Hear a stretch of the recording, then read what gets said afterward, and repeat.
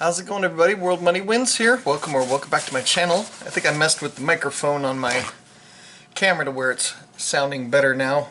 I had it in wind noise reduction mode, which I don't know why I had that in there because I don't use this camera outside.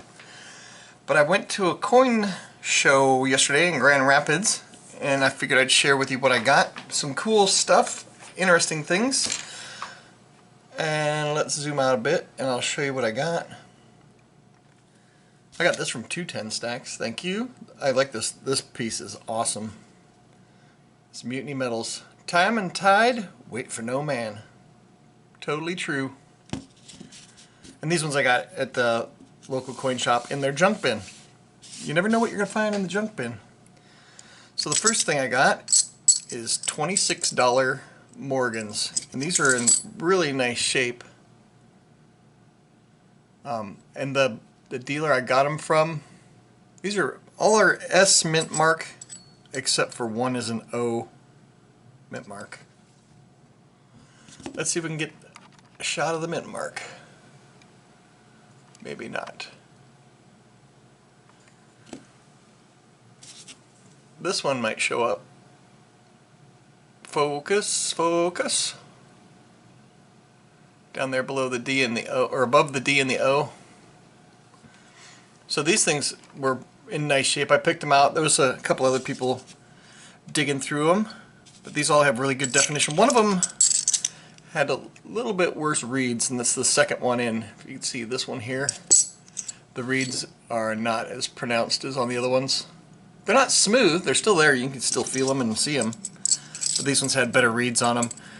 And the details and the features of the coins are all really good. This one has a lot of schmutz on the back, and so I don't know what to do about that. I don't think the E-Zest will take care of that, and I don't want to ruin this coin. Even though they're not really that numismatic, they are, they call these culls, or just the junky ones that nobody would, not worth sending them off for grading.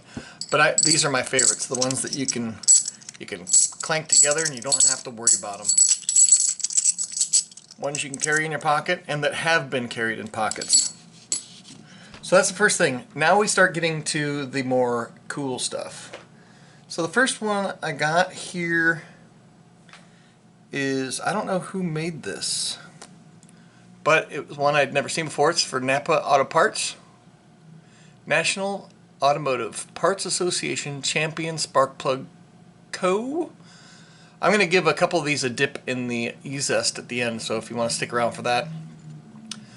Oh, and I also ordered, last week I ordered another electric skateboard, and that one I am so excited for. It's my first, I guess, real electric skateboard. The two that I have are kind of entry level, and I do that all the time. I'll buy the cheap one of something to see if I like it. If I really like it, which I do, I love it, then I'll go for something a little bit more premium. So this, let me know if you know who made this. It's got a plain rated edge, no serial numbers or anything. The back is just a plain blank back. And I don't do any research on this stuff when I pick them up at shows or shops. I just buy what I think looks interesting and then find out if it's worth anything. I found one ounce silver bar that's worth probably 300 bucks. The next thing I got was, I got two of this. These are Forsyth Memorial Hospital, a subsidiary of Carolina Medicorp Inc. 20th anniversary in 1984. So I got two of these, and these are silver trade units. So if you've been a subscriber for a while, you know I'm kind of getting as many different kinds of silver trade units as I can, because I haven't done the research to know what's the deal behind them, where they started, or are they just kind of things that are just kind of common sense to me, like this is world money, and other people treat it as such. This one, I'm going to dip this one because it's got this weird schmutz on it, frosting, that wipes off, and I don't want to damage the coin. So these two will get a dip. This one's just fine the way it is. Anyway, the next item I got, oh, these I paid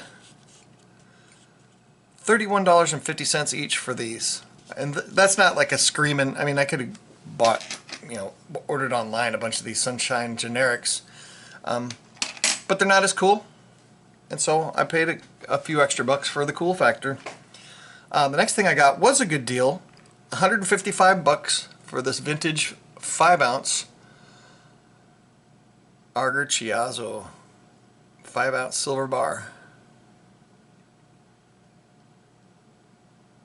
And this has got a borderless mirrored back. So I thought that all these had borders on them.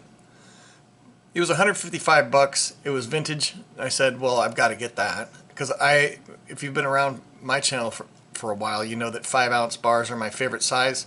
I think for me, they've supplanted the 10-ounce bar. It used to be 1-ounce silver rounds were the premium thing to get, the #1 thing, because it's ultimately divisible and you don't have to sell a big chunk. And then after that, you get the 10-ounce bars if you want to stack more efficiently. Well, I've kind of evolved to this. If I can get these for a similar price as the 10-ounce bars, I'm taking these all day long. I like the size better. I like that if I want to sell it, I don't need to sell like 10 ounces of silver. I can just sell that. And the last item was something I'm super stoked about. I saved the best for last. And this is, drum roll please, this is a 100 gram Degussa silver bar in the original Degussa mint seal. I don't know if you can see it very well. I don't know if it's backwards or not. But it's got the logo stamped here on the seal and then part of the Degussa here. But I don't know if I should take the sticker off or not, but I'll probably leave it on for now. I don't want to take it off and have it be all gross underneath there. But there's a little bit of toning on the edge of the bar up here. I don't know if you can see it or not. But this here is on the plastic. So you can see when I move it inside the plastic, the schmutz stays in the same spot. And this has got a bordered mirror back. Fantastic condition, and I've never seen one of these in the wild in the factory mint seal. I thought it was cool looking, so I had to get it. And this was $97. And so I figured, you know, for vintage silver, $1 a gram, or under $1 a gram for that, I'll take it. So let's see what this stuff here looks like. Move this over here. That's pretty dirty. Maybe I'll dip it as well. I got water. I've got the juice. So let's see what this trade unit looks like. It's got this blue schmutz on it, on the front and back. A lot of you guys seem to like watching the dipping process and seeing how things turn out after they get dipped. Not everything turns out awesome, but sometimes they do. We'll see what this one looks like. This one,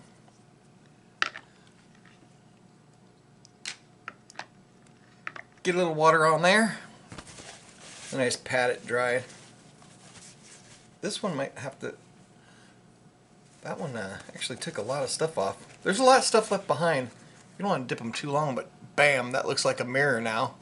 But you can still see around the edges, around the top, outside of the lettering, it still has a little bit on there. But it really cleaned it up quite a bit. It might warrant a second dip. I'll try a second one really quick. You don't want to leave it in there too long because I think it can get kind of frosty. At least the finish, it can frost up the finish of the... And I wouldn't do this with like numismatics, like if this was like a rare, super rare year or whatever. But this is just a cull. I mean, if you even scrub this clean, I don't think you'd damage the value of it. Wow, that really cleaned up nice, actually. Boom. Look, now it's got like almost a mirror finish. Oh, and this flips like a coin. So that's cool. And I wanted to see what this looked like, because it's got some really ugliness around the edges.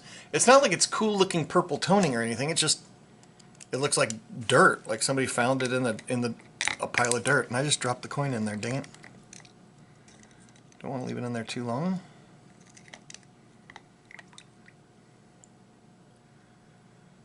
So have you found any good deals lately? Holy cow! That thing just, everything just melted off that. I'm super excited about this electric skateboard, and you'll see it. I got tracking for one of the accessories. You had to buy this extra accessory separately.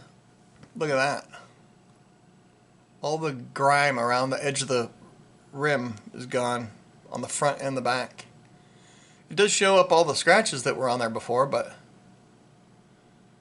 that cleaned up super nice.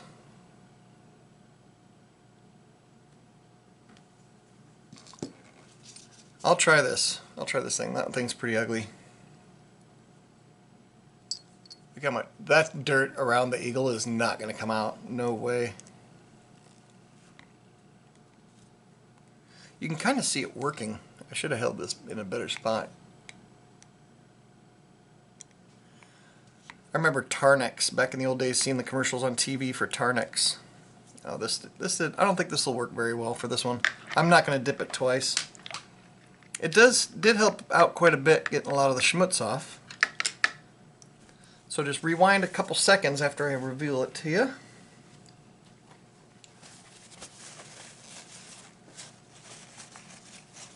So, boom. I don't think it really improved it that much. It did take a lot of the stuff off,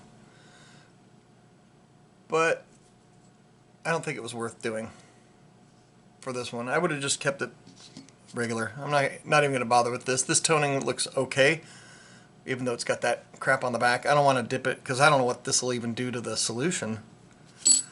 We do have this thing. It won't fit in the... Actually, it might fit in there. Shall we do it? It's not like it's cool toning or anything. What the heck? Might as well. Look what a single dip did. Huh.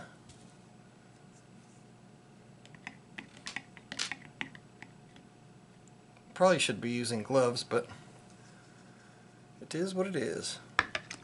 Yeah, that really made a big difference. I'm going to put this away because I can go a little crazy with this dipping stuff. Dipping dots. I brought 2 paper towels because this first one got all kind of is too wet now to effectively dry. And now this one will dry it off the last little bit. And then bam, like new.